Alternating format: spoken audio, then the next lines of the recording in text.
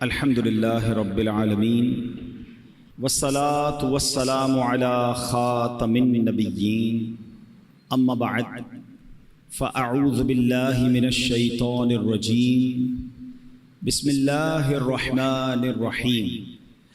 پڑھیے الصلاة والسلام علیک یا رسول اللہ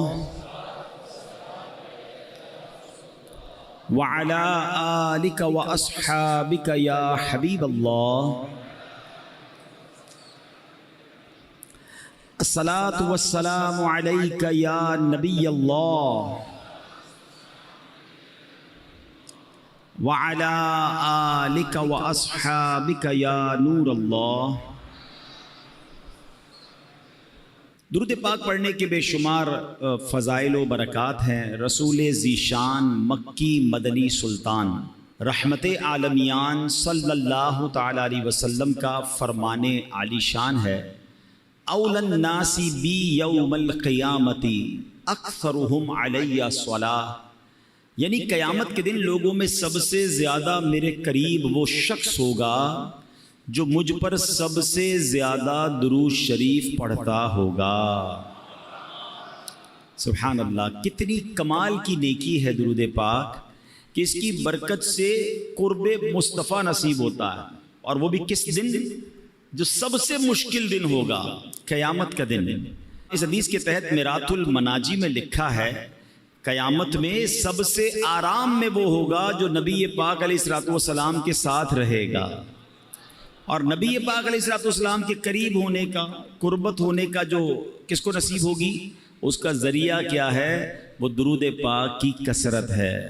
اب آپ غور کر لیجئے کہ سرکار دو عالم صلی اللہ تعالی علیہ وسلم کے کتنا قریب ہونا ہے۔ قیامت کا دن تو مشکل دن ہے نا، پریشانی کا دن ہے، بہت سارے امتحانات ہوں گے۔ آج کل گرمی کے دن ہیں، تھوڑی دیر پنکھا بند ہو جائے تو ہماری حالت بری ہو جاتی ہے۔ ابھی پنکھا چل رہا ہے پھر بھی گرمی لگ رہی ہے، تو آپ سوچیں قیامت کا دن تو پنکھا نہیں ہوگا، سورج ایک میل پر ہوگا، زمین تانبے کی ہوگی، لوگ پیاس کے مارے پریشان ہوں گے۔ وہی بہت بڑی آزمائش ہے، مگر سبحان اللہ میرے آقا کا اس گرمی میں کیا خوبصورت انعام ہوگا کہ اپنے ہاتھوں سے جام کوثر عطا فرما رہے ہوں۔ اچھا، آج کی گرمی میں ایک اور بھی ہمیں پرابلم ہوتی ہے کہ پانی پیئے پھر تھوڑی دیر بعد پیاس لگ جاتی ہے، تھوڑی دیر پہلے پانی پیا ہوتا ہے پھر پیاس لگ جاتی ہے۔ آپ سوچیں قیامت کی گرمی میں کتنی پیاس لگے گی، بڑی مشکل سے اگر جام کوثر مل گیا تو دوبارہ کیسے ملے گا؟ تو سبحان اللہ میرے رب کی رحمت کا انتظام دیکھیں کہ یہ آب کوثر ہے نا، یہ وہ خوبصورت حوض ہے جو نبی پاک اپنے ہاتھوں سے اپنے غلاموں کو جام تقسیم فرمائیں گے۔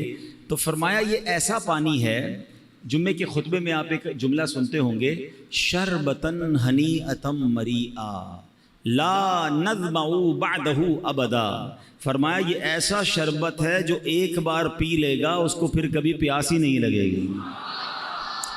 تو اب جو نبی پاک کے قریب ہو جائے گا تو اس کو تو جام کوثر آسانی سے مل جائے گا نا، باقی لوگ تو بہت بڑا رش ہوگا، مگر درود پاک پڑھنے والا آقا کے قریب ہوگا تو انشاءاللہ گرمی کا علاج بھی ہو جائے گا۔ اعلیٰ حضرت لکھتے ہیں نا، ٹھنڈا ٹھنڈا میٹھا میٹھا ٹھنڈا ٹھنڈا اور میٹھا میٹھا پیتے ہم ہیں، پلاتے یہ ہیں صلی اللہ۔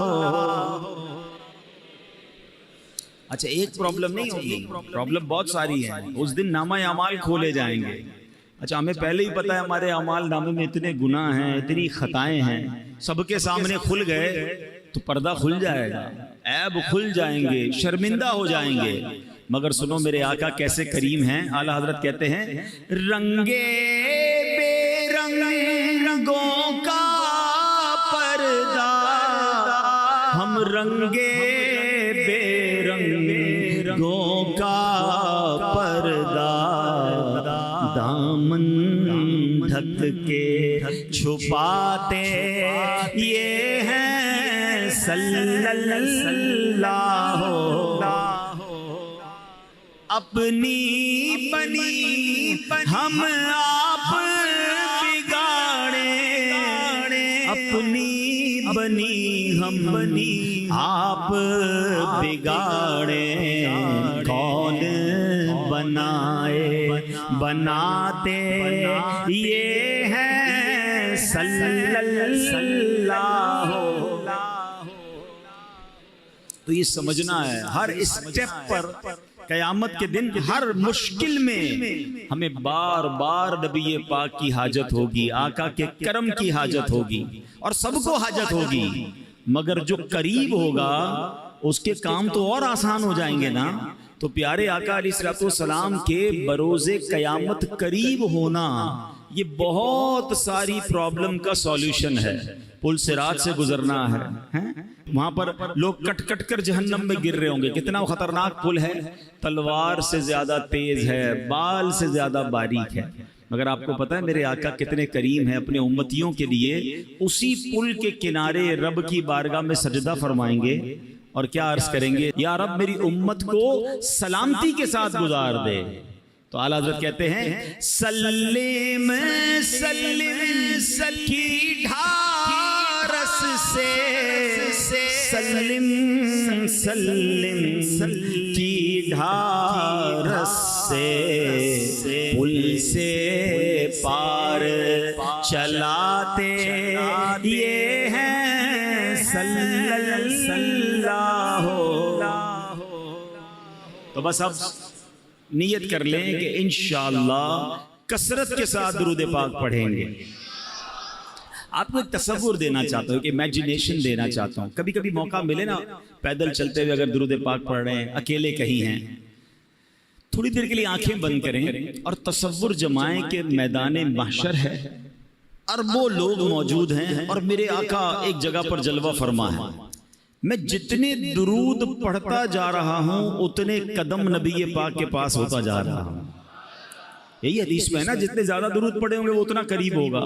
تو اب آپ درود پڑھتے جائیں اور یہ تصور کریں کہ میں جتنے پڑھ رہا ہوں اتنے قدم میں نبی پاک کے قریب ہو رہا ہوں۔ اگر جس دن تصور بنانا آپ کا تسبیح رکھنے کو جی نہیں چاہے، آپ کہیں گے اور پڑھ لوں، میں اور پڑھ لوں تاکہ زیادہ سے زیادہ سرکار دو عالم صلی اللہ علیہ وسلم کے قریب ہو جاؤں۔ آج کل فضول کاموں میں اتنا لوگ وقت ضائع کرتے ہیں، موبائل فون پر، سوشل میڈیا پر گھنٹوں نکل جاتے ہیں، پتہ بھی نہیں چلتا کہ اتنے گھنٹے نکل گئے۔ سوچیں اگر اس وقت میں سے وقت نکال کر درود پاک پڑھ لیں، کلمہ پاک پڑھ لیں۔ کلمہ پاک بھی کتنا پیارا وظیفہ آپ کو پتہ ہے، افضل الذکر، حدیث میں کہا گیا سب سے افضل ذکر کیا ہے، لا الہ الا اللہ۔ اب کتنا پڑھتے ہیں کلمہ پاک؟ اچھا اگر سوال کروں میں، کون کون یہ چاہتا ہے کہ مرتے وقت میری زبان پر کلمہ پاک؟ سبحان اللہ، ہر مسلمان چاہتا ہے، کیونکہ کیوں چاہتا ہے؟ حدیث پاک میں مضمون ملتا ہے نا کہ جس کا آخری کلام لا الہ الا اللہ محمد الرسول اللہ صلی اللہ علیہ وسلم ہوا، مضمون حدیث کا کلمہ پاک ہوا، وہ دخل الجنہ، وہ جنت میں چلا جائے گا۔ ہر مسلمان چاہتا ہے یا اللہ مرتے وقت کلمہ نصیب کرنا، لیکن تھوڑا سا آپ کے دل کے دروازے پر دستک دے دیتا ہوں، زندگی میں کلمہ کتنی بار پڑھتے ہیں؟ اس پورے ہفتے میں کتنی بار کلمہ پاک پڑھا ہے؟ مرتے وقت سب نے پڑھنا ہے، تمنا ہے، زندگی میں نہیں پڑھنا ہے۔ اگر آپ پڑھو گے نہیں تو عادت کیسے بنے گی؟ آپ خود سوچیں نا، ایک ایک ہفتہ گزر گیا شاید 5-6 بار بھی کلمہ پاک نہیں پڑھا ہوگا، مہینہ گزر گیا ایک تسبیح پوری نہیں پڑھی ہوگی، حالانکہ افضل الذکر کہا گیا۔ تو پلیز کم از کم 100 دانے کی تسبیح کلمہ پاک کی پڑھ لیا کریں، ہر کلمے پر انشاءاللہ جنت میں درخت بھی لگا دیا جائے گا۔ اور اب ایک بزرگ کا کال نہیں بھولتا، بڑا پیارا کال تھا ان کا، وہ کہتے ہیں اپنی زبان کو کلمے کا عادی کر لو، کیونکہ مرتے وقت زبان بھاری ہو جاتی ہے، جب سکرات کا عالم ہوتا ہے نا زبان سے نکلتا نہیں ہے کچھ۔ ویسے بھی دنیا میں بھی آپ کو کوئی بہت تکلیف ہو جائے، اللہ نہ کرے کوئی چوٹ لگ جائے، کوئی آپریشن ہو رہا ہو، کوئی کٹ لگ جائے، تو اتنی تکلیف ہوتی ہے کہ پھر بولنے کو جی نہیں چاہتا۔ سکرات تو بہت زیادہ تکلیف کا وقت ہوتا ہے، بہت زیادہ یوں سمجھیے کہ ٹینشن کا وقت ہوتا ہے۔ تو بزرگ نے فرمایا کہ اپنی زبان کو کلمے کا ایسا عادی کر لو کہ جب زبان بھاری ہو جائے تب بھی تمہاری زبان سے کلمہ نکل جائے۔ جو زندگی میں پڑھتا ہی نہیں اس کو مرتے وقت کلمہ کیسے نصیب ہوگا؟ خود سوچے نا، تو عادت ہونی چاہیے روزانہ کلمہ پاک لا الہ الا اللہ محمد الرسول اللہ، یا ایسا کریں کہ 10-12 بار لا الہ الا اللہ پڑھ لیں، پھر 2-3 بار محمد الرسول اللہ پورا پڑھ لیں، لیکن یہ پڑھتے رہیں، جتنا ہو سکے پڑھتے رہیں، تو انشاءاللہ آپ کو ذکر الہی کا بھی ثواب ملے گا اور کلمہ پاک کی برکتیں نصیب ہوں گی۔ آئیے مل کر محبت کے ساتھ بآواز بلند درود پاک پڑھ لیں، صلو علی الحبیب صلی اللہ تعالی علی محمد صلی اللہ علیہ وسلم۔ حضرت سیدنا ابراہیم بن ادھم رحمت اللہ تعالی علیہ، یہ بہت بڑے اللہ کے ولی، اور یہ بعد میں بلخ شہر کے بادشاہ بھی بن گئے، مگر جب یہ خود ایک زمانے میں بادشاہ تھے، توبہ کر کے تو یہ انہوں نے بادشاہ چھوڑ دی، مگر یہ پہلے بلخ شہر کے بادشاہ تھے، بہت امیر زادے تھے۔ تو ہوا یہ کہ ایک مرتبہ کسی نے آپ سے پوچھا کہ علی جان، یہ آپ کی زندگی میں انقلاب کیسے آیا؟ آپ تو بڑے بادشاہ تھے اور اب توبہ کر لی اور اب آپ ایک بالکل عام انسان کی زندگی بسر کرتے ہیں۔ تو فرمایا میں خراسان کے شاہی خاندان سے تھا، یہ ان دنوں کی بات ہے جب میں جوان تھا۔ ایک دن میں شکار کے ارادے سے جنگل میں نکلا اور میں شکار کے لیے جانور ڈھونڈ رہا تھا، اچانک مجھے غیب سے ایک آواز آئی، کوئی کہنے والا کہہ رہا تھا، اے ابراہیم کیا تمہیں اس لیے پیدا کیا گیا ہے؟ میں نے گھبرا کر ادھر ادھر دیکھا، کوئی بھی نظر نہیں آیا، مجھ پر سختہ طاری ہو گیا کہ یہ کس کی آواز تھی۔ تھوڑی دیر کے بعد جب میں دوبارہ نارمل ہو گیا، حواس میرے دوبارہ جو ہے وہ بحال ہوئے، پھر جانور ڈھونڈنے لگا، پھر شکار کے لیے آگے گیا۔ کچھ ہی دور چلا تھا کہ جس زمین پر میں چل رہا تھا اس کے اندر سے آواز آئی، اے ابراہیم اس میں کوئی شک نہیں کہ تمہیں ان کاموں کے لیے پیدا نہیں کیا گیا۔ اس غیبی آواز نے میرے دل کی دنیا بدل دی۔ میرا ملازم جو بکریاں چرا رہا تھا اس کو میں نے اپنا قیمتی لباس دے دیا، اس کا اونی لباس میں نے خود پہنا، سب کچھ چھوڑ چھاڑ کر میں مکہ مکرمہ کی طرف چلا گیا۔ حضرت ابراہیم بن ادھم کی زندگی کے اور بھی بڑے پیارے واقعات ملتے ہیں کہ یہ بادشاہت چھوڑنے کے کیسے کیسے واقعات ہوئے۔ کہ ایک بار کیا ہوا کہ آپ فرماتے کہ میرا بڑا زبردست محل تھا، ایک شخص اندر آیا، اسٹرینجر تھا، میں جانتا نہیں تھا، کوئی ان نون آدمی تھا، مگر اندر آ کر وہ کہتا ہے کہ مجھے یہ مسافر خانہ اچھا نہیں لگا۔ حضرت ابراہیم بن ادھم کہتے ہیں اتنا بڑا محل، اتنا بڑا بادشاہ کا محل، کہتے ہیں مسافر خانہ؟ کہتے ہیں حضرت آپ کو مسافر خانہ نظر آ رہا ہے؟ اتنا بڑا محل ہے، اتنی شاندار کمرے ہیں۔ تو بزرگ کہتے ہیں یہ بتاؤ تم سے پہلے یہاں کون رہتا تھا؟ کہ میرے والد رہتے تھے۔ کہ اس سے پہلے کون رہتا تھا؟ کہ دادا رہتے تھے۔ اچھا اس سے پہلے کون تھا؟ کہ پردادا رہتے تھے۔ تو کہ پھر بتاؤ مسافر خانہ کس کو کہتے ہیں؟ ایک آتا ہے پہلا چلا جاتا ہے، پھر اگلا آتا ہے تو اس سے پہلے والا چلا جاتا ہے، ایک آ رہا ہے دوسرا جا رہا ہے، مسافر خانہ نہیں تو کیا ہے؟ کہتے یہ بات مجھے میرے دل پہ اثر کر گئی کہ واقعی جس محل کو، جس جائیداد کو، جن چیزوں کو میں سب کچھ سمجھ رہا ہوں یہ تو جانے والی ہے۔ اور پھر حضرت ابراہیم بن ادھم رحمت اللہ تعالی علیہ نے یہ بات جب اپنے کے دل میں بیٹھ گئی نا تو وہ اللہ تعالیٰ کی راہ میں نکل گئے، اپنا سارا مال اللہ کی راہ میں خرچ کیا، تارک الدنیا ہو گئے۔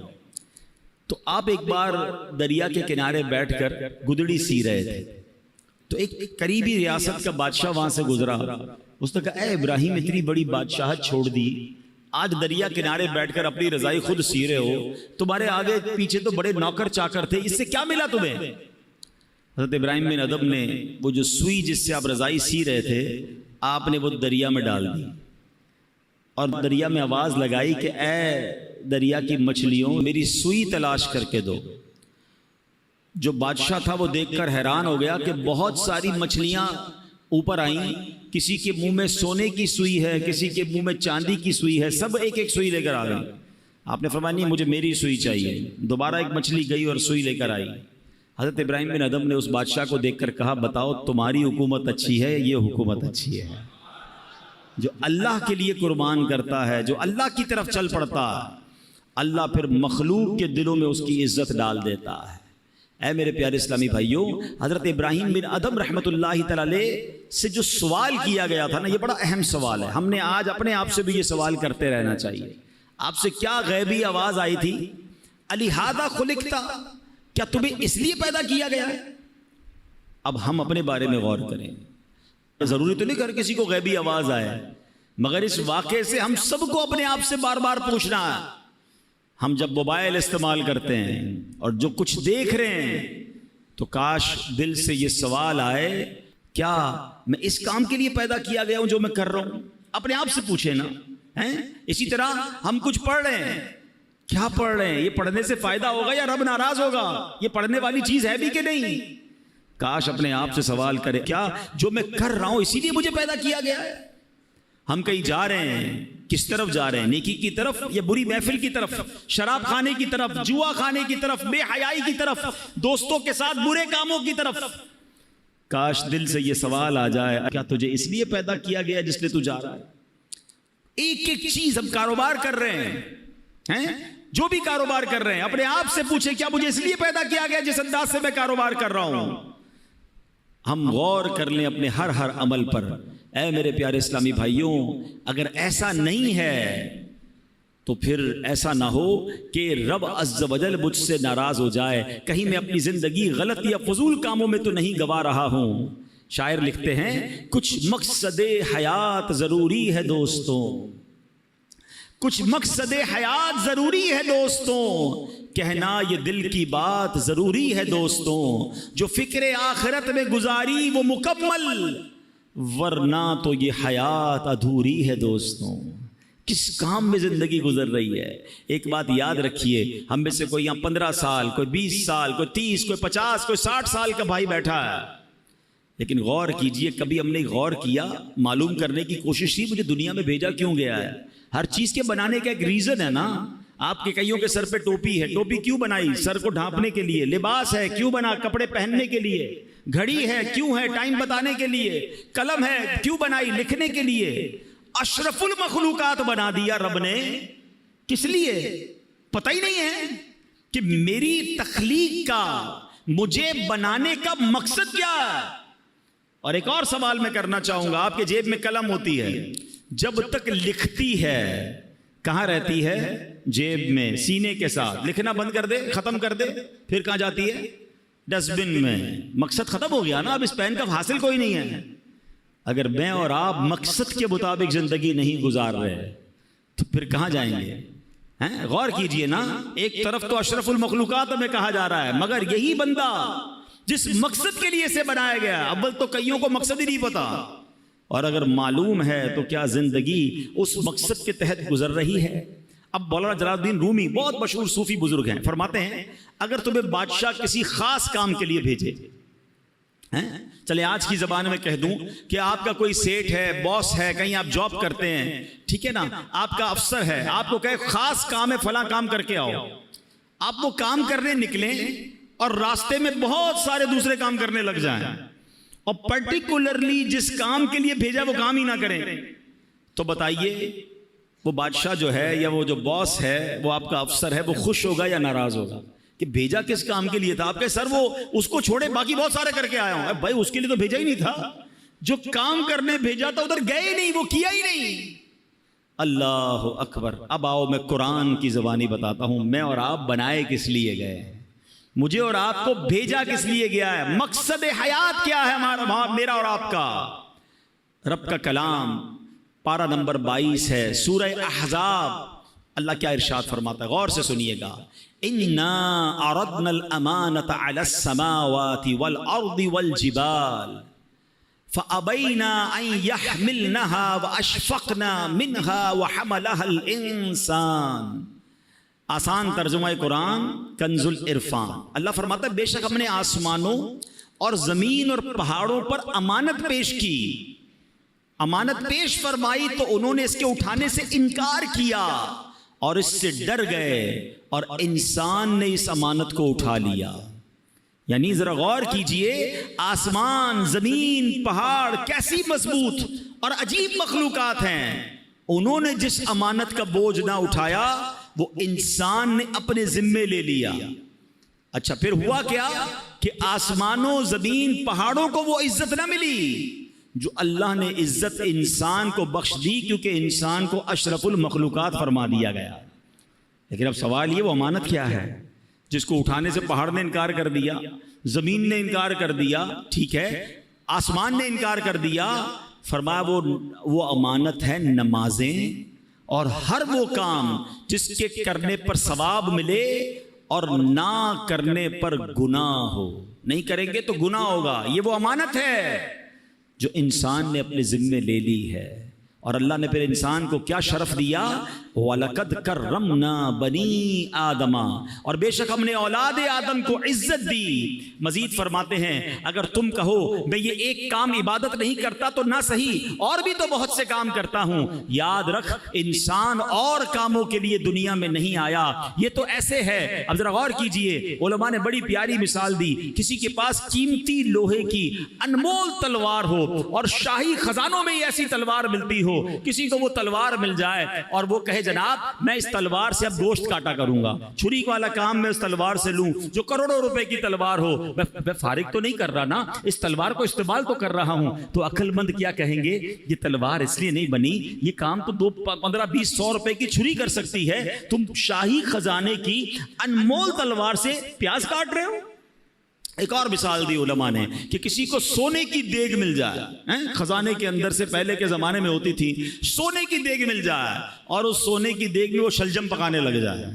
حالانکہ اس دیگ کے چھوٹے سے ٹکڑے سے نہ جانے اور کتنی دیگیں آ جائیں گی. یعنی یہ جو خزانے ہوتے ہیں یہ اس طرح کے معمولی کاموں کے استعمال کرنے کے لیے نہیں ہوتے. علماء نے ایک اور مثال دی، کسی کو بڑی قیمتی تلوار ملے اور وہ دیوار میں اس تلوار کو گاڑ لے اور اس پر جناب لوہے ٹوٹے ہوئے برتن لٹکائے یا اپنے کپڑے سکھائے، تو لوگ کیا کہیں گے؟ یہ تو کوئی چھوٹی سی لکڑی لگا کر بھی کام ہو سکتا تھا، اتنی قیمتی تلوار کو اس لیے نہیں بنایا گیا. اب اگر آپ آج کے دور میں اگر آپ غور کریں کہ کوئی قیمتی ہماری چیز ہے اس کو ہم پراپر استعمال نہ کریں، فضول استعمال کریں، تو لوگ کیا کہتے ہیں؟ یار یہ کیا کر رہے ہو، یہ اس کام کے لیے تو چیز نہیں بنی ہے. اچھا دنیا کی چیزوں کے لیے ہمیں یہ بات سمجھ آ رہی ہے، مگر غور کیجئے مجھے رب نے جس لیے بنایا ہے میں وہ نہیں کر رہا ہوں اور بہت سارے کام کر رہا ہوں. تو پھر بتائیں ہم اپنے مقصد حیات پر ہیں یا ہٹ چکے ہیں؟ قرآن کیا کہتا ہے؟ پتہ ہے میری اور آپ کی قیمت کیا ہے؟ آپ کہیں گے یار آپ اتنی قیمتی تلواروں کی اور سونے کی دیگ کی مثال دے رہے ہیں، ہم تو غریب سے لوگ ہیں، ہماری کون سی قیمت ہے؟ آپ کو پتہ ہی نہیں ہماری اور آپ کی قیمت کیا ہے. اس کا قیمت بھی میری اور آپ کی قرآن ارشاد فرماتا ہے. سنو اے انسانوں، اے مسلمانوں، رب نے کیا شاندار تمہاری قیمت فرمائی ہے. اللہ فرماتا ہے ان اللہ اشترى من المؤمنین انفسهم واموالهم بان لهم الجنہ. قرآن کہتا ہے بے شک اللہ نے مسلمانوں سے ان کی جانیں اور ان کے مال اس بدلے میں خرید لیے کہ ان کے لیے جنت ہے. ہمارا سودا ہو چکا ہے، میری جان میرا مال یہ سب میرے رب کا ہے، اور اس کے بدلے کیا ملنا ہے؟ رب نے اس کے بدلے جنت کا مول دینا ہے. اب ہم دیکھیں کہ ہمیں کیا خوبصورت مول ملنے والا ہے، مگر ہم کر کیا رہے ہیں؟ ہم کن کاموں میں لگ گئے؟ ہم اللہ کی نافرمانی میں لگ گئے. ایک بڑی مشہور آیت ہے، ہم سب نے کئی بار سنی ہوگی، وَمَا خَلَقْتُ الْجِنَّ وَالْإِنسَ إِلَّا لِيَعْبُدُونَ.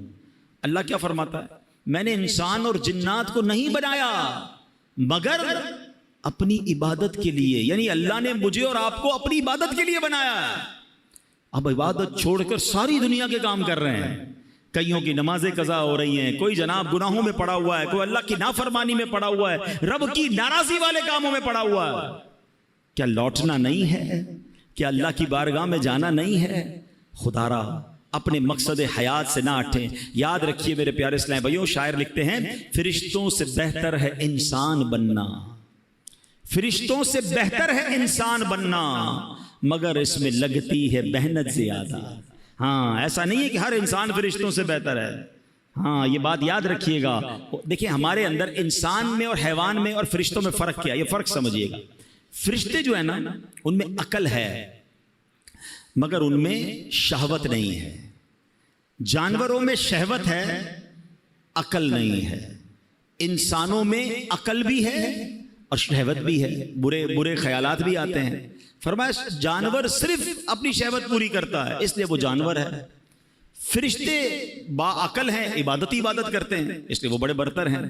مگر وہ انسان جو اپنی شہوت، نفسانی خواہشات، شیطان کے وار اور گناہوں کے جو حملے ہوتے ہیں اس سے اپنے آپ کو بچا لے اور اللہ کی فرما برداری والی زندگی گزارے تو فرمایا وہ فرشتوں سے افضل ہو جاتا ہے.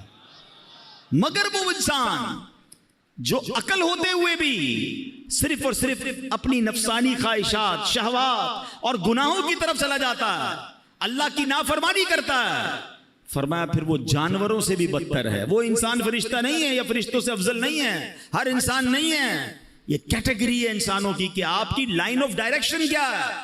آپ زندگی اللہ کی فرما برداری میں گزار رہے ہیں یا آپ جانوروں سے بھی بدتر زندگی گزار رہے ہیں. شہوت پوری کرنا، جو من میں آیا وہ کرنا، وہ تو جانور بھی کرتا. اگر ایک انسان مسلمان ہو کر بھی جانوروں والی زندگی گزارے تو پھر تو وہ جانوروں سے بھی بدتر ہو گیا نا. غور کیجئے میرے پیارے اسلامی بھائیوں، ایک بات یاد رکھیے گا، یہ دنیا آخرت کی کھیتی ہے. ہم اس دنیا میں دنیا نہیں بلکہ آخرت کمانے آئے ہیں. ہم دنیا میں اس لیے ہیں تاکہ آخرت کی بہتریاں کما سکیں، یہاں نیک کام کریں، اللہ پاک کی رضا والے کام بجا لائیں، جنت میں لے جانے والے کام کریں. اللہ اکبر. اگر اس دنیا میں صرف مال بنانا، گھر بنانا، گاڑیاں لینا، بینک بیلنس بنانا، کاروبار چمکانا، اپنی باڈی کو باڈی بلڈنگ کرنا، اگر یہی کرتے رہے، یہ جناب بہرحال غریب تھے، کچھ حاصل بھی نہ کر پائے لیکن اس کے خواب سجاتے میں ہی زندگی گزار دی، مگر جنت میں جانے والے کام نہ کیے اور آخرت کے لیے کچھ ذخیرہ نہ کیا، ہم اپنی زندگی کا سمجھ لیں مقصد پورا نہیں کیا. حضرت عیسیٰ علیہ السلام نے ایک دن لوگوں کو فرمایا، تم بھی عجیب لوگ ہو، دنیا کے لیے بھاگ دوڑ کرتے ہو جبکہ اس کے بغیر بھی تمہیں رزق دیا جاتا ہے، کیونکہ اللہ پاک نے رزق کا وعدہ کیا ہے. صبح سے شام ہم کیا بھاگ دوڑ کر رہے ہیں؟ کسی طرح ہمارا جاب ہے، کاروبار ہے، فکریں ہیں کہ دنیا کا معاملہ ٹھیک ہو جائے. حضرت عیسیٰ فرما رہے ہیں دنیا کے لیے بھاگ دوڑ کرتے ہو حالانکہ اس کے بغیر بھی تمہیں رزق دے دیا جاتا ہے، کیونکہ رزق لکھا ہوا ہے اور اللہ نے دینے کا وعدہ کیا ہے. فرمایا آخرت کی فکر نہیں کرتے جبکہ آخرت کی نعمتیں بغیر محنت کے نہیں دی جاتی ہیں. یعنی جس کی ٹینشن لینی چاہیے تھی نا وہ ٹینشن نہیں ہے. ہمیں بھی کئی لوگ ملتے ہیں، پرچی بھی دیتے ہیں، حضرت دعا کر دیں کاروبار میں برکت ہو جائے، دعا کر دیں فلاں مسئلہ حل ہو جائے. بہت کم لوگ ایسے ملتے ہیں جو یہ کہیں کہ دعا کریں مغفرت ہو جائے، دعا کریں اللہ راضی ہو جائے. خود اپنی دعاؤں کو بھی تو چیک کریں نا کہ میں اور آپ ہر نماز کے بعد، یہ جب بھی اللہ کرے ہر نمازیں بھی سارے پڑھیں، لیکن جب بھی دعا کرتے ہیں تو آخرت کہاں ہے؟ آخرت مانگنا ہی چھوڑ دی لوگوں نے، دنیا کی فکریں زیادہ ہو گئی. نہیں میرے پیارے اسلامی بھائی، زیادہ فکر، زیادہ محنت، زیادہ کوشش ہم نے اپنی آخرت کے لیے کرنی ہے. دنیا تھوڑا سا ٹائم ہے، 60 سال 50 سال 70 سال اور کتنا جئیں گے، ادھر پتہ نہیں کب تک رہنا ہے. نہ ختم ہونے والی آخرت ہے مگر اس کی لوگوں کو ٹینشن نہیں ہے. اے میرے پیارے اسلامی بھائیوں، کاش ہمیں اپنی جس طرح دنیا کی پلاننگز کرتے ہیں ہم آخرت کی پلاننگ کرنے والے بن جائیں. حضرت سفیان ثوری رحمۃ اللہ تعالی علیہ کمال کا جملہ کہتے ہیں نا، بڑوں کی باتیں بھی بڑی ہوتی ہیں. ایک جملہ ہے مگر ایسا لگتا ہے کہ پورا فلسفہ بیان کر دیا ہے. وہ کہتے ہیں لوگ سوئے ہوئے ہیں، جب انہیں موت آئے گی تو بیدار ہو جائیں گے. اصل آنکھ پتہ ہے کب کھلے گی؟ مرنے کے بعد. ہم جب انسان دنیا سے جاتا ہے نا تو رشتہ دار پتہ ہے کیا کہتے ہیں کہ میت نے پیچھے کیا چھوڑا ہے. فرشتے پتہ ہے کیا کہتے ہیں؟ میت نے آگے کیا بھیجا ہے. اصل مرنے کے بعد پتا چلے گا کہ اصل دنیا تو وہ تھی، میں نے آخرت کے لیے کیا تیاری کی. کئی لوگ بس دنیا کی پلاننگ بناتے بناتے، ابھی توبہ نہیں بعد میں کر لوں گا، بس اگلی رمضان کو توبہ کر لوں گا، بس یہ کاروبار سیٹ ہو جائے پھر گناہ چھوڑ دوں گا، پھر میں شراب چھوڑ دوں گا، پھر میں برے کام چھوڑ دوں گا، اور اسی انتظار میں دنیا سے چلے جاتے ہیں. فرمایا موت آئے گی تو بیدار ہو جائیں گے مگر پھر کر کچھ نہیں سکیں گے. اے میرے پیارے اسلامی بھائیو، اللہ کریم قرآن مجید میں ارشاد فرماتا ہے وَابْتَغِ فِي مَا آتَاكَ اللَّهُ الدَّارَ الْآخِرَةَ، اور جو مال تجھے اللہ نے دیا ہے اس کے ذریعے آخرت کا گھر طلب کر. کتنی پیاری بات ہے، جو کچھ اللہ پاک نے عطا کیا ہے اس سے کیا طلب کرنا ہے؟ آخرت طلب کرنی ہے. اب اللہ نے کیا دیا ہے؟ ہاتھ دیے ہیں. ان ہاتھوں سے کیا حاصل کرنا ہے؟ آخرت حاصل کرنی ہے. مگر ان ہاتھوں سے گناہ کر کے اللہ کو ناراض کر رہے ہیں. اللہ نے آنکھیں دی ہیں، ان آنکھوں سے اللہ کو راضی کر کے اچھے کام کر کے آخرت طلب کرنی ہے. مگر یہی آنکھیں حرام دیکھ کر اللہ کو ناراضی والے کام کیے جا رہے ہیں. یہ کان اللہ نے دیے ہیں، ان کانوں سے تلاوت سن کر، اچھی باتیں سن کر آخرت طلب کرنی ہے. مگر ان کانوں سے ہم اللہ کو ناراض ناراض کر کے، اللہ کو ناراض کر کے آخرت برباد کر رہے ہیں۔ غور کرتے جائیں، جو کچھ رب نے دیا، قرآن کیا کہہ رہا ہے، جو اللہ نے دیا ہے اس سے آخرت طلب کرو، مگر مجھے اور آپ کو جو رب نے دیا، چاہے وہ دولت دی، صحت دی، طاقت دی، اولاد دی، مرتبہ دیا، شہرت دی، جو کچھ دیا وہ رب نے دیا، مگر کیا میں اس سے آخرت طلب کر رہا ہوں یا رب ہی کو ناراض کر رہا ہوں؟ بڑی عجیب کیفیت ہے۔ اے میرے پیارے اسلامی بھائیوں، حضرت سہل بن عبداللہ تستری رحمۃ اللہ تعالی علیہ بہت بڑے اللہ کے ولی ہیں۔ ان کی عادت کریمہ تھی اللہ کی راہ میں بہت خرچ کیا کرتے تھے، جو ہاتھ میں آتا اللہ کی راہ میں دے دیتے۔ تو ان کے گھر والوں کو لگا کہ یہ اتنا خرچ کرتے ہیں تو ایسا نہ ہو سارے ہی خرچ کر دیں، کچھ بچے ہی نہ ان کے پاس۔ تو حضرت عبداللہ ابن مبارک کے پاس گئے کہ حضور ان کو کہیں کہ اتنا خرچ نہ کریں، غریب ہو جائیں گے، خرچ کریں اللہ کی راہ میں مگر اتنا تو خرچ نہ کریں۔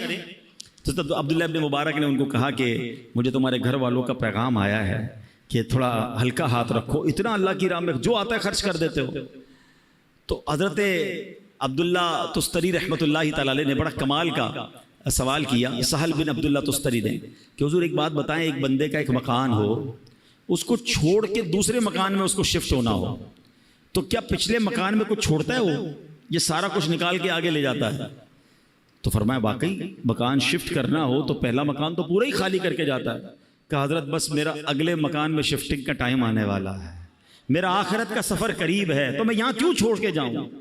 میں آخرت کے لیے تیاری کر رہا ہوں، میں اگلے مکان کو سجا رہا ہوں۔ اب آپ بھی ذرا غور کریں، کسی کا کرائے کا گھر ہو یا اپنا گھر ہو، چھوڑ کے اگلے گھر میں شفٹ ہونا ہو تو ایک ایک چیز یہاں سے نکال کے لوگ ادھر لے جاتے ہیں۔ بعض اوقات تو وہ بھی لے جاتے ہیں جو نکالنے کا عرف نہیں ہوتا، اگلا آ کے پریشان ہوتا ہے، یار پورا گھر ہی خالی کر گئے، یار یہ بھی لے جاؤں وہ بھی لے جاؤں، بس نہیں چلتا ورنہ ٹائلیں بھی نکال کے لے جائیں، میرا ہے نا لے جاؤں آگے، کیونکہ رہنا آگے ہے، اب اس گھر میں نہیں رہنا۔ کاش یہ بات سمجھ آ جائے کہ اس دنیا میں مجھے رہنا نہیں ہے، مجھے اگلی دنیا میں جانا ہے، میرا سفر آگے کا ہے، مگر آگے کی کیا تیاری ہے، اللہ کرے یہ بات سمجھ آ جائے۔ اسی طرح کا ایک واقعہ کہ کس طرح عقل مند لوگ اپنی اگلے سفر کی تیاری کرتے ہیں، اس واقعے سے مزید سمجھ آئے گا۔ ایک شہر میں ایک عجیب سا عرف تھا، عجیب سا اس کا ایک اصول تھا کہ ہر سال وہ اپنا ایک بادشاہ چنتے تھے، مگر اس کا طریقہ یہ تھا کہ جو پہلا دن سال کا ہوتا تھا، شہر کے دروازے میں جو سب سے پہلا بندہ داخل ہوتا تھا ارلی ان دا مارننگ، صبح صبح اس کو پکڑتے تھے اور اپنا بادشاہ بنا دیتے۔ تو ایک اجنبی سا شخص تھا، وہ اس کو پتہ بھی نہیں تھا، وہ شہر میں صبح صبح داخل ہوا، شہر والوں نے پکڑ لیا، مبارک ہو مبارک ہو، اس کو ہار وغیرہ پہنایا، کہ خیریت تو ہے، کہ آپ کو مبارک ہو، آپ ہمارے بادشاہ بن گئے۔ کہ کیوں بادشاہ بن گیا؟ کہ ہمارا اصول ہے جو سال کے پہلے دن سب سے پہلے شہر میں داخل ہوتا ہے وہ بادشاہ۔ کہ اچھا تو کتنے ٹائم کے لیے بادشاہ؟ کہ 1 سال کے لیے۔ وہ تھا بڑا عقل مند آدمی، کہتا ہے 1 سال کے لیے؟ کہ ہاں۔ کہ پہلے جو مجھ سے پہلے بادشاہ تھے وہ سارے کہاں گئے؟ کہ وہ 1 سال حکومت کرتے ہیں، پھر ہم ان کو ایک جنگل میں جا کے پھینک کے آ جاتے ہیں، اور اس جنگل کے اندر وہ بھوکا پیاسا مر جاتا ہے، اگر بھوکا پیاسا نہیں مرتا تو سانپ بچھو کھا جاتے ہیں۔ اس نے کہا اچھا۔ اب اس نے بڑی عقل بندی کی، اس نے پہلے تو پورے شہر والوں کے کام بڑے اچھے کیے، ان کے مسائل حل کیے، اور پھر غیر محسوس انداز میں اس نے اس شہر سے اس جنگل تک کا روڈ بنوایا۔ اچھا روڈ بن گیا تو وہاں اس نے لوگوں کو بسانا شروع کیا، آہستہ آہستہ کھانے پینے کی دکانیں بھی وہاں لگا دی۔ اب جب سال پورا ہوا تو لوگوں کو کہا ٹھیک ہے بھائی میرا ٹائم پورا ہو گیا، مجھے بھی اسی جنگل میں چھوڑ کے آ جاؤ۔ تو جو شہر کے بڑے لوگ تھے انہوں نے کہا آپ بڑے سمجھدار ہیں، آپ نے اس جنگل بیابان کو بھی شہر بنا دیا، ادھر بھی جناب اتنی رونق کر دی کہ ہم آپ کو ادھر بھی لے کے جائیں گے تو آپ کو کوئی پرابلم نہیں ہوگی، ہمیں ایسے ہی عقل مند بادشاہ کی ضرورت تھی، اب ہم سب نے مل کر فیصلہ کیا ہے آپ ہی ہمارے بادشاہ رہیں گے۔ اب بظاہر تو یہ واقعہ ہے، مگر کیا مجھے اور آپ کو ایک شہر میں نہیں جانا ہے؟ مجھے اور آپ کو ایک اور دنیا میں نہیں جانا ہے جہاں سانپ اور بچھو بھی ہو سکتے ہیں؟ اللہ ناراض ہوا تو قبر میں سانپ اور بچھو بھی تو ہو سکتے ہیں نا۔ جہنم کی آگ اور جہنم کا عذاب کتنا خطرناک ہے، مگر ہم میں سے کون ہے جو اس جہان کو، آخرت کے معاملات کو آسان کرنے کے لیے یہاں سوچ رہا ہے کہ یار یہیں رہ کر میں آخرت بہتر کر لوں۔ ایک اور واقعہ میں نے پہلے بھی بیانات میں سنایا ہے کہ ایک ملک تھا، یہ بھی حکایت ہے ایکچولی، یہ اس طرح کی حکایتیں چوٹ کرنے کے لیے ہوتی ہیں، کہ ایک ملک میں ایک مقابلہ کروایا گیا کہ اس پورے ملک میں سب سے بڑا بے وقوف کون ہے۔ اب ہے نا بڑی عجیب بات، بے وقوفوں کا مقابلہ کون کرتا ہے؟ بہرحال مقابلہ ہوا، وزیروں نے سلیکٹ کیا کہ بادشاہ سلامت ہم نے جان لیا ہے کہ یہ بندہ سب سے بڑا بے وقوف ہے. کہ چیک کر لیا, کہ چیک کر لیا. اس کو اس نے اپنی سونے چاندی کی خوبصورت سی مالا ہار پہنایا اور اس کو گھر بھیج دیا. وہ بندہ بڑا خوش گھر آ گیا. تھوڑے دنوں بعد اس کو کسی نے بتایا کہ بادشاہ سلامت بڑے بیمار ہو گئے ہیں. کہا اچھا چلو میں جا کے ملتا ہوں بادشاہ سلامت سے. بادشاہ کے پاس گیا. کہا بادشاہ سلامت کیسے ہیں آپ, ٹھیک ہیں؟ تو کہا بس اب تو آخری لمحات ہیں, یہ دنیا چھوڑ کر جا رہا ہوں. کہتے ہیں اچھا بادشاہ سلامت کہیں اور جا رہے ہیں؟ تھا تو بے وقوف نا. کہاں بس اب یہ دنیا یہ جہان چھوڑ کر اگلے جہان میں جا رہا ہوں. تو بادشاہ سلامت یہ بتائیے, یہاں تو اتنا بڑا محل ہے, اتنے سارے کمرے ہیں, جدھر جا رہے ہیں ادھر محل بنا لیا ہے؟ بادشاہ کہتا ہے وہاں تو جھونپڑی بھی نہیں بنائی ہے. اچھا بادشاہ سلامت میں دیکھ رہا ہوں آپ کے پاس بڑے پیسے ہیں, یہاں پر بڑے ہیرے جواہرات ہیں, جدھر جا رہے ہیں ادھر آپ نے پیسے بھجوا دیے؟ کہا نہیں ادھر تو پھوٹی کوڑی بھی نہیں ہے. کہ بادشاہ سلامت ادھر میں دیکھ رہا ہوں آپ کے آگے پیچھے اتنے خادم خادمائیں ملازم, جدھر جا رہے ہیں ادھر کچھ ملازم بھجوائے نہیں بھجوائے؟ کہا ادھر میرا کوئی خدمتگار نہیں ہے.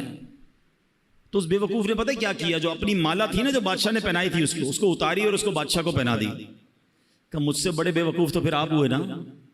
آپ کو پتا ہے کہ میں کسی اور دنیا میں جا رہا ہوں, نہ گھر بنایا, نہ پیسے بھجوائے, نہ ملازم بھجوائے, تو بڑے بے وقوف تو آپ ہوئے. اب صحیح بتاؤ یہ ہم سب کے دلوں کے لیے کیسی چوٹ ہے. ہم سب کا گھر ہے, بے شک چھوٹا ہے بڑا جو بھی ہے, آخرت میں گھر بنایا. ہم سب کے پاس کچھ نہ کچھ یہاں رقم ہے, کچھ پیسے, کچھ صدقہ خیرات کر کے آخرت کا خزانہ جمع کروایا. صرف پیسوں سے نہیں, سجدوں کے ذریعے, تلاوت کے ذریعے, ذکر و اذکار کے ذریعے, اللہ کی رضا کے ذریعے کچھ آگے کی راحتیں جمع کی. نوبڈی کیئر, کوئی بات بھی نہیں کرتا مرنے کے بعد کی. جو بات کرنی ہے دنیا کی, جو پلاننگ کرنی ہے دنیا کی. پتہ ہے شیطان نے ہمارے ساتھ ایک گیم کی ہے, ہمیں موت کی بات کرنے نہیں دیتا ہے. ہو سکتا ہے ابھی بھی جو بات کر رہا ہوں نا کسی کے دل میں خیال آ رہا ہوگا, یار یہ مولانا صاحب کیا مرنے کی باتیں کر رہے ہیں, آخرت کی باتیں کر رہے ہیں, قبر کی باتیں کر رہے ہیں. بھائی یار دنیا کی بات کرو. کمال ہے یار, میں بات نہیں کروں گا تو آپ مرنے سے بچ جاؤ گے. کیا جنازے اٹھتے نہیں دیکھ رہے؟ اچھا کیا 70-80 سال کے بعد ہی لوگ مر رہے ہیں؟ 15 سال 20 سال 22 سال کے نوجوان بھی دنیا سے جا رہے ہیں. ہماری میری آپ کی باری کب آ جائے ہمیں پتہ ہی نہیں ہے. تو ہم کس چیز کے انتظار میں ہیں, ہم کیوں تیاری نہیں کر رہے؟ تو اے میرے پیارے اسلامی بھائیوں, آج کے اس بیان میں یہ سوچئے کہ مجھے اور آپ کو مرنا ہے. یہ حقیقت ہے, اس سے جی چرایا نہیں جا سکتا. اور وہ زندگی کی تیاری, آخرت کی تیاری مجھے اور آپ کو دنیا میں کرنی ہے. کاش ہمیں یہ بات سمجھ آ جائے کہ خالی ہاتھ لے کر, خالی نامہ اعمال لے کر اگر ہم اللہ کی بارگاہ میں گئے تو پھر کیا جواب دیں گے. اے میرے پیارے اسلامی بھائیوں, آپ کو پتہ ہے کہ جمعے کے خطبے میں ایک بڑی خوبصورت حدیث سنائی جاتی ہے, اور اس حدیث میں بار بار بات یہ کہ ہم سنتے تو ہیں مگر اس کا ترجمہ معلوم نہیں کرتے. اگر معلوم کر لیں, سمجھیں تو کتنے خوبصورت میسیجز ہوتے ہیں. اللہ کے حبیب علیہ السلام فرماتے ہیں البر لا یبلا والذنب لا ينسى والدیان لا يموت اعمل ما شئت كما تدین تدان. کچھ یاد آ رہا ہے؟ ایسے الفاظ کانوں میں آتے ہیں نا, آتے تو ہیں, ہم تو اس وقت اپنی دکان کا حساب کر رہے ہوتے ہیں, ہمارا تو دھیان کہیں اور ہوتا ہے. ہر جمعے یہ تقریباً حدیث خطبوں میں سنائی جاتی ہے. کیا کمال کی حدیث ہے. البر لا یبلا, نیکی پرانی نہیں ہوتی. والذنب لا ينسى, گناہ بھلایا نہیں جاتا. والدیان لا يموت, جس رب نے انصاف کر رہا ہے اس کو موت نہیں آنی. اعمل ما شئت كما تدین تدان, کر لے جو کرنا ہے, جیسی کرے گا ویسی بھرے گا. ہے نا حدیث سمجھانے والی کہ نیکی پرانی نہیں ہوگی, نیکیاں کرتے رہیے. اچھا گناہ کر کے ہم بھول جاتے ہیں, مگر ہم بھول گئے, کہیں لکھے گئے ہیں, کہیں موجود ہیں, ہمارے نامہ اعمال میں موجود ہیں. ہمارا معاملہ ہی الٹا ہے. ہمارے بزرگان دین ایک زندگی میں غلطی ہو جاتی, ساری زندگی اسے یاد کر کے روتے. ہمارے ہزاروں گناہ ہیں, ہمیں یاد ہی نہیں ہیں, ہمیں اپنی نیکیاں یاد ہیں. کبھی کبھی جناب تہجد پڑھ لیں تو ایسا لگتا ہے میں تو پکا ہی جنتی ہو گیا. آج تو 5 ٹائم جماعت سے نماز پڑھی ہے, کمال ہو گیا. ایک نیکی کر کر پھولے نہیں سماتے, ہزاروں گناہ کیے وہ بھول گئے. یاد رکھیے گا حدیث کے الفاظ ہے, گناہ بھلایا نہیں جاتا, توبہ کرنی ہوگی, اللہ کو راضی کرنا ہوگا. اور اگلا جو پارٹ ہے نا, اعمل ما شئت کما, کر لے جو کرنا ہے. تدین و تدان, کیا ہوگا؟ جیسی کرے گا वैसे ही भरेगा। कभी आपने देखा है कि कोई बंदा अपने घर में आम का पौधा लगाए और लोगों से कि हजरत दुआ कर दे सेब निकल आए, तो लोग क्या कहेंगे, भाई पौधा आम का लगाया, निकलना भी आम ही है, वो भी दुआ करो, निकला है कराची में तो वो भी नहीं निकलता, शजरकारी किया करो भाई, ठीक है ना। लेकिन आम के पौधे में सेब नहीं निकलता, ये समझ आता है। गुनाहों वाली जिंदगी के बाद जन्नत की उम्मीद रख के बैठे हैं, काम अल्लाह को नाराज करने वाले करने, नमाजें हमारी कज़ा हो रही हैं और हम उम्मीद लगाए बैठे हैं कि कब्र जन्नत का बाग बनेगी। खुद सोचे ना, करेंगे जैसी वैसी भरेंगे ना, जैसा बोएंगे वैसा काटेंगे। तो आज हमें ये पता चला कुरान और हदीस की रोशनी में कि मुझे और आपको बनाया क्यों गया है, मेरी और आपकी पैदाइश का मकसद क्या है। एक अमानत है जो इंसान ने कबूल की है, एक्सेप्ट की है, और वो अल्लाह को राजी करने वाले काम हैं, वो नमाजें हैं, वो इबादतें हैं, वो हराम कामों से बचना है। तो है मेरे प्यारे इस्लामी भाइयों, काश हम ये बात समझ जाएं। नबी पाक अलैहिस्सलाम की हदीस पाक है, फरमाया हैरत है, इंतहाई हैरत है उस पर जो हमेशा के घर को मानता है फिर भी धोखे के घर यानी दुनिया के घर के लिए मेहनतों में मसरूफ है। मालूम है कि हकीकत वाला घर दूसरा है, मगर ये दुनिया के घर और यहीं के लिए मसरूफ है। प्यारे आका फरमाते हैरत है उसके लिए। काश ये बात हमें समझ आ जाए। ऐ मेरे प्यारे इस्लामी भाइयों, तो आइए नेकोकार बन जाइए। इतनी सारी रिवायतें, वाकयात, सब कुछ हमें झंझोड़ झंझोड़ कर कह रहे हैं कि ऐ बंदे, ये दुनिया आखिरत के लिए वक्फ है, दुनिया आखिरत की खेती है, आज जो बोएगा वही आखिरत में काटेगा। हमें चाहिए कि आज और अभी से अपनी जिंदगी के मकसद को समझें, अपनी जिंदगी को इस आरजी फानी चंद रोजा दुनिया के लिए नहीं बल्कि आखिरत के लिए वक्फ कर दें। दुनिया में रहकर दुनिया नहीं बल्कि आखिरत कमाने का सिलसिला शुरू कर दें। क्या खूबसूरत अशार अमीर अहले सुन्नत हमें एक तरह से झंझोड़ते हुए भी कह रहे हैं कि दिल से मेरे दुनिया की मोहब्बत नहीं जाती, दिल से मेरे दुनिया की मोहब्बत नहीं जाती, सरकार गुनाहों की भी आदत नहीं जाती, दिन रात मुसलसल है गुनाहों का तसलसल, आका कुछ तुम ही करो ना, ये नहुसत नहीं जाती, गो पेश नजर कब्र का पुरहौल घड़ा है, अफसोस मगर फिर भी ये गफलत नहीं जाती। ऐ मेरे प्यारे इस्लामी भाइयों, अगर नेक बनने का जहन बन गया है ना, अल्लाह को राजी करने वाली जिंदगी गुजारनी है, तो आज के दौर की अजीम इल्मी और रूहानी शख्सियत अमीर अहले सुन्नत मौलाना मोहम्मद इलियास अत्तार कादरी साहब ने एक बड़ा प्यारा रिसाला नेक आमाल का रिसाला हमें अता किया है। नेक आमाल के रिसाले से पाबंदी से अपने आमाल का जायजा लीजिए। नबी पाक अलैहिस्सलाम ने हजरत अबू ज़र ग़िफ़ारी रदी अल्लाह तआला अन्हु से इरशाद फरमाया, ए अबू ज़र, आदमी उस वक्त तक मुत्तकी नहीं बन सकता जब तक अपने आमाल का जायजा इतनी सख्ती से ना करे जितनी सख्ती से कोई शख्स अपने कारोबारी शरीक से हिसाब करता है। इसका फायदा यह होगा कि उसे मालूम हो जाएगा कि उसके खाने पीने और पहनने की चीजें हलाल की हैं या हराम की। किसी पार्टनर से कैसा हिसाब करते हैं, नहीं ये मेरे थे, ये आपके नहीं थे, हमारा ये तय हुआ था, ये तो मेरा प्रॉफिट है। फरमाया अपने अमाल का हिसाब भी ऐसे ही ले कि ये करना था या नहीं करना था, ये मैंने क्यों किया, ये मैंने क्यों नहीं किया।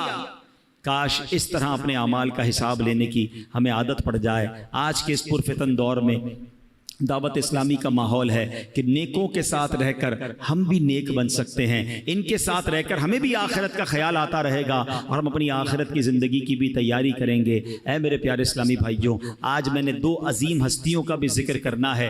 21 मुहर्रमुल हराम को अजीम सहाबी रसूल आशिक मुस्तफ़ा मौज़िन रसूल हज़रत बिलाल रदी अल्लाह तआला अन्हु का यौम विसाल है। आप साबिकुल इस्लाम हैं, यानी इब्तिदा ही में आपने इस्लाम कबूल कर लिया था और गुलामी से आज़ादी नसीब होने के बाद से लेकर प्यारे आका अलैहिस्सलाम के विसाले ज़ाहिरी तक हज़रत बिलाल नबी पाक की बारगाह में हाजिर रहे, नबी पाक के माली मामलात को भी देखते थे। प्यारे आका अलैहिस्सलाम सुभान अल्लाह, नबी पाक के विसाल के बाद हज़रत बिलाल मुल्क के शाम तशरीफ़ ले गए और आखिर तक वहीं रहे। हज़रत बिलाल के तो बहुत सारे वाक़यात हैं, मगर एक बड़ा खूबसूरत वाक़या ये है कि प्यारे आका उनसे कितनी मोहब्बत फरमाते कि उनका मालिक जो था, उनका आका जो था, क्योंकि आप गुलाम थे, हबशा के थे, हबशा जिसको आज हम इथोपिया कहते हैं, ठीक है, और अफ्रीकन थे। तो हुआ ये कि वो जो आका था उमैया, वो हज़रत बिलाल पर बड़ी सख्ती करता था। اور آپ مسلمان ہو گئے تھے تو آپ کو مکے کی ریت پر ریگستان پر لٹا کر پتھر سینے پر رکھتا تھا اور کہتا تھا اے بلال اللہ کا انکار کر دو، اور آپ کہتے میں مر جاؤں گا مگر اللہ کا انکار نہیں۔ وہ بہت مارتا تھا۔ حضرت ابوبکر صدیق قریب سے گزرتے تھے، دیکھتے تھے کہ یہ امیہ بڑا زیادتی کرتا ہے، نبی پاک کو بھی بڑا دکھ ہوتا تھا۔ ایک بار حضرت ابوبکر صدیق امیہ بن خلف کے پاس پہنچے، کہا بتاؤ بلال کتنے میں دو گے؟ وہاں غلام کی خرید و فروخت ہوتی تھی۔ اب ذرا سمجھیے گا، اس زمانے میں مثال کے طور پہ ایک غلام کی قیمت 1000 روپے تھی یا 1000 درہم یا دینار، تو امیہ نے کہا میں 3000 میں دوں گا، پیسے بڑھا کر بتائے۔ حضرت ابوبکر صدیق نے کہا مجھے منظور ہے، کہا نہیں 4000 میں دوں گا، کہا مجھے منظور ہے، کہا اب 5000 میں دوں گا، کہا مجھے منظور ہے۔ وہ پیسے بڑھاتا رہا، حضرت ابوبکر صدیق اس کو اوکے کرتے رہے، آخر کار ایک بڑی تگڑی رقم پر حضرت بلال کو انہوں نے خرید لیا۔ تو امیہ کہتا ہے اے ابوبکر رضی اللہ تعالیٰ عنہ، تمہارے کاروبار کے تو بڑے چرچے سنے ہیں، تم تو بڑے کاروباری ہو، سودا بڑا کس کے بڑا جانچ کے لیتے ہو، تم نے ایک حبشی غلام کو اتنا مہنگا خرید لیا۔ سیدنا ابوبکر صدیق کے وہ تاریخی الفاظ سنے، وہ کہتے تمہیں کیا معلوم بلال کی قیمت کیا ہے؟ اے امیہ تو اگر اس سے بھی زیادہ مانگتا میں اس سے زیادہ تجھے رقم دیتا۔ حضرت بلال کو لیا اور نبی پاک کی بارگاہ میں حاضر ہوئے، کہا حضور بلال حاضر ہے، حضور بلال کو آزاد کروا کے لایا ہوں۔ اللہ اکبر، نبی پاک اتنا خوش ہوئے، فرماتے اے ابو بکر بلال کو خرچ کرنے میں جو رقم خرچ کی ہے نا، اس میں کچھ پیسے میرے بھی شامل کر لو۔ حضرت ابوبکر کہتے ہیں حضور میرا جو کچھ ہے سب آپ ہی کا تو ہے۔ اللہ اکبر، ایسے بلال ہیں جن کو نبی پاک سے کتنی محبت اور سرکار دو عالم علیہ الصلوۃ والسلام کو ان سے کتنی محبت ہے، سبحان اللہ۔ اسی طرح 18 محرم الحرام ایک اور عظیم شخصیت، اور وہ کون ہیں؟ وہ عاشق نیک اعمال، عالم باعمل، مفتی دعوت اسلامی حضرت مفتی محمد فاروق الطاری رحمۃ اللہ تعالی علیہ کا یوم وصال ہے۔ آپ نمازوں کی حفاظت فرمانے والے، زبان اور آنکھوں کا قفل مدینہ لگانے والے، تلاوت قرآن کریم کرنے والے اور خوب خوب دینی کاموں میں حصہ لینے والے، اور سبحان اللہ آپ رحمت اللہ تعالی کے انتقال کے بعد آپ کے مزار پر آپ کے پیر و مرشد امیر اہل سنت نے آپ کے بارے میں یوں فرمایا، یا رسول اللہ صلی اللہ علیہ وسلم میں اس سے راضی تھا، آپ بھی اس سے راضی ہو جائیں۔ یا غوث پاک میں اس سے راضی ہوں، آپ بھی میرے فاروق سے راضی ہو جائیں۔ اللہ اکبر، ایسی عظیم ہستی، اللہ ان دونوں عظیم ہستیوں کے مزار پر کروڑوں رحمتوں کی بارش نازل فرمائے۔ ان لوگوں نے دنیا میں رہ کر اپنی آخرت بنا لی، کاش ہم بھی دنیا میں رہ کر اپنی آخرت بہتر کرنے والوں میں ہو جائیں۔ اللہ مجھے بھی آپ کو بھی اپنی آخرت بہتر کرنے کی فکر اور سوچ نصیب فرمائے۔ اس میں مدنی قافلے بھی ہیں، سفر کریں تو آخرت کی تیاری ملتی ہے۔ بار بار اجتماع میں آتے رہیں، مدنی مذاکروں میں شرکت کریں تو انشاءاللہ یہ ذہن بنتا چلا جائے گا۔ اللہ پاک عمل کرنے کی توفیق عطا فرمائے، آمین بجاہ النبی الامین صلی اللہ تعالی علیہ وسلم۔ صلو علی الحبیب صلی اللہ تعالی علی محمد صلی اللہ علیہ وسلم۔